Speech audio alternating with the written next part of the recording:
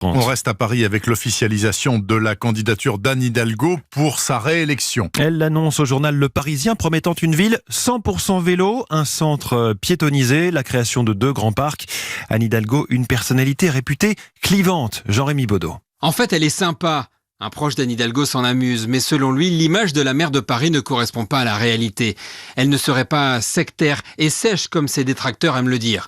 C'est une femme déterminée, explique Yann Brossat, adjoint communiste au logement. Rétrospectivement, elle avait raison sur beaucoup de sujets, reconnaît l'élu. Et l'entourage d'Anne Hidalgo dégrainé, la piétonnisation des voies sur berge, le développement du vélo, le social.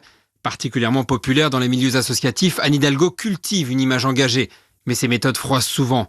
Geoffroy Boulard, maire de droite du 17e arrondissement. Elle pense avoir raison contre tous. Elle a oublié que les Parisiens attendaient d'elle une ville propre, sécurisée et où se loger est possible. D'autant que les dossiers délicats sont nombreux. Autolib, Vélib, dette de la ville. C'est toujours la faute des autres, raille un proche du candidat LREM Benjamin Griveaux. Selon les récents sondages, Anne Hidalgo, en tête, récolterait entre 19 et 24% au premier tour. Des chiffres dont s'amuse Patrick Bloch, l'un de ses adjoints socialistes.